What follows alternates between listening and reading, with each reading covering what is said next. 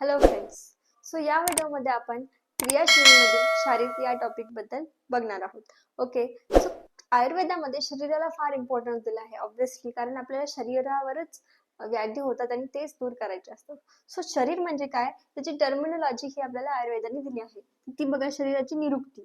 शिरते तथा शरीर म्हणजे काय, की जे क्षणाला झिजत जाते. म्हणजे बघा, जन्मापासून मृत्यूपर्यंत आपले शरीर हे झिजत आहे, कमी कमी होत आहे. जे झिजतं ते शरीर असं आयुर्वेदाने म्हटलं आहे. नंतर आहे त्याची व्याख्या. व्याख्या काय आहे, तत्र शरीर नाम चेतना अधिष्ठान भूतम पंचमहाभूतम विकार समुदायात्मक संयोग वाही. म्हणजे काय, तर बघा, तत्र शरीर नाम चेतना अधिष्ठान म्हणजे काय, की जे चेतनेचे अधिष्ठान आहे. चेतना म्हणजे काय, की आपली आत्मा, आपलं जे सोल असते ती. सो चेतनेचे जिथे घर आहे, जिथे त्याचे लोकेशन आहे, ते शरीर आहे, ती बॉडी आहे. ओके.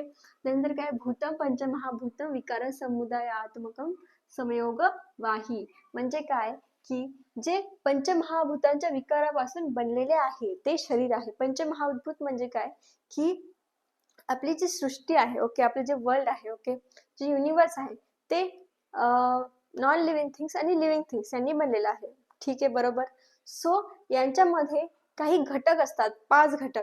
सो ते 5 घटक म्हणजे पंचमहाभूत असतात. ओके. सो त्या पंचमहाभूतांच्या विकारांपासून, विकार म्हणजे त्याच्या सिमिलर, म्हणजे ते जे पंचमहाभूत आहे तर त्याच्यात कंटेंट असणारे, म्हणजे आपल्या बॉडीमध्ये पंचमहाभूतांचे एक वेगळे स्वरूप आहे. म्हणजे आपण म्हणतो ना, की सपोज आता बघा, गहू असतात, ओके, व्हीट. तर गव्हाचा ब्रेड बनतो. सो हे गहू, पण जो ब्रेड आहे ते गहूच आहे, गव्हापासूनच बनले आहे. सो त्याचा तो एक फॉर्म झाला. ओके. गव्हाचा ब्रेड असतो, पोळी असते, अजून वेगळ्या गोष्टी असतात. ओके. सो त्याचा तो एक गव्हाचा तो एक वेगळा फॉर्म झाला. ओके. तर तसंच पंचमहाभूताचे विकार म्हणजे पंचमहाभूताचे वेगळे फॉर्म मध्ये असणे, ते आपल्या बॉडीमध्ये असतात. ओके. पंचमहाभूत. तर बघा, पंचमहाभूत विकार समुदाय. आता याच्यात बघूया की सर्व द्रव्य पांच भौतिकम अस्मिन अर्थे म्हणजे काय, की आपल्या बॉडीमध्ये जितके द्रव्य आहे ते त्या पंचमहाभूताचेच घटक आहेत, त्याच्यापासूनच ते बनलेले आहे. तर बघा, हे पंचमहाभूत आहे. हे आकाश, वायू, तेज, जल, पृथ्वी हे पंचमहाभूत असतात. ओके. आता आकाश, आता आपल्या बॉडीमध्ये आकाश कसं प्रेझेंट आहे, तर कॅव्हिटीच्या फॉर्म मध्ये. जितके पण आपल्या बॉडीमध्ये कॅव्हिटीज आहे, स्पेस आहे, ओके, जे बघा सुद्धा रिकामी जागा तुम्हाला दिसते, आपण म्हणू शकतो. लंग्स मध्ये पोकळी असते. सो ते जे आहे तर तिथे आकाश महाभूते असतं. त्यानंतर वायू. वायू महाभूत कुठे असतं, मुवमेंट्स, जे पण आपण मुवमेंट्स करतो, हालचाली करतो, जे जॉईंट्सच्या ठिकाणी, ओके, वेगवेगळ्या रिॲक्शन म्हणजे बॉडीमधून ब्लड फ्लो होतं, तर ते सगळे आपण वायू या महाभूताच्या मुळे होतं. नंतर तेज महाभूत.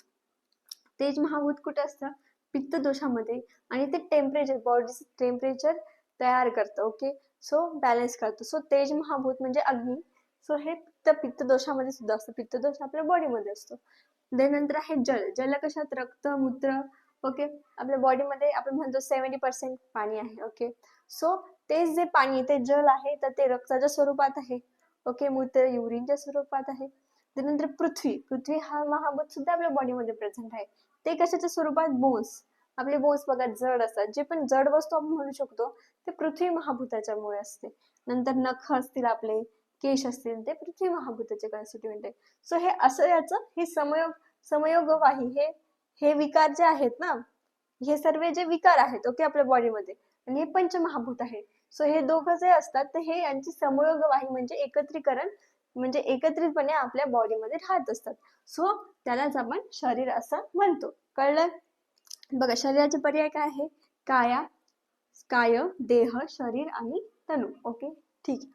नंतर दोष कोणते कोणते आपल्या शरीरामध्ये, 3 दोष आहेत, वात दोष, पित्त दोष आणि कफ दोष.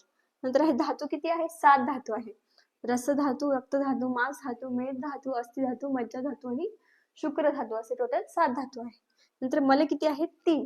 मूत्र, पुरुष, मूत्र म्हणजे युरिन, पुरुष म्हणजे जे फिकस असतं, फिकल मॅटर. नंतर स्वेद म्हणजे स्वेट. ओके. सो हे सर्व 3 मल आहेत. हे शरीराचं पूर्ण कॉन्स्टिट्यूएंट हे आहे. आता क्रियाशीलचा महत्वाचा पॉइंट म्हणजे दोष, धातू, उपधातू, मल, सिद्धांत.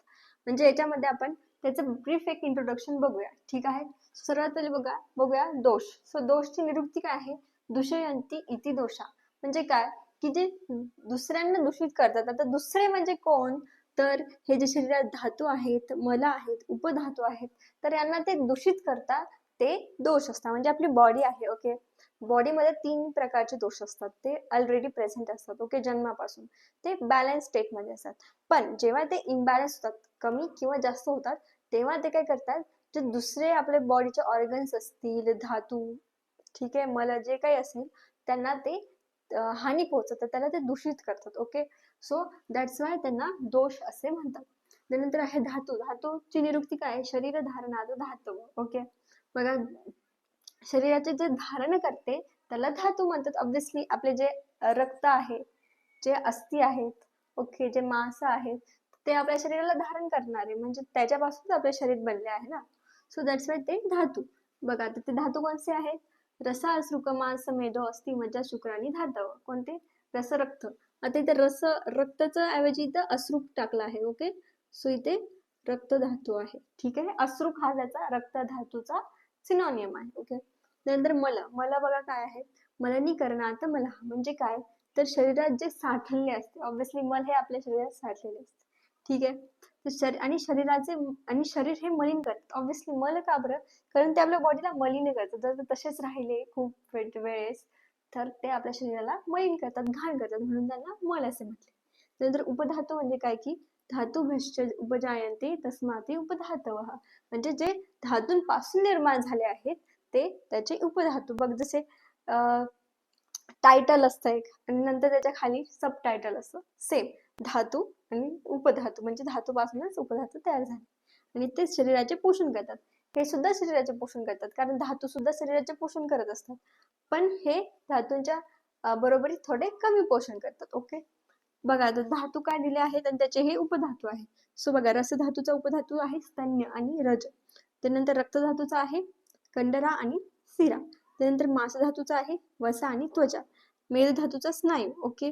सो हे चरकाचार्यांनी सांगितलेलं आहे, ओके. त्यानंतर बघा, अस्थि, मज्जा, शुक्र, चरकाचार्यांनी यांचे उपधातू सांगितले नाहीये, ते शार्ंगधरनी सांगितले आहे. ते कोणते आहे? अस्थीचा दंत आहे, मज्जाचा केश आहे, आणि शुक्रचा ओज हा उपधातू आहे, असं शार्ंगधरनी सांगितलं आहे. सो हे सुद्धा लक्षात ठेवा, MCQ मध्ये येऊ शकतो. सो असं आपलं हे जे आहे दोष धातू मला हे झालेलं आहे. शरीर सुद्धा आपण बघितले आहे. तर नेक्स्ट लेक्चर पासून आपण प्रत्येक डिटेलमध्ये दोष असतील, 3 दोष, परत 7 धातू यांचं डिटेलमध्ये एक्सप्लेनेशन हे बघूया. थँक्यू.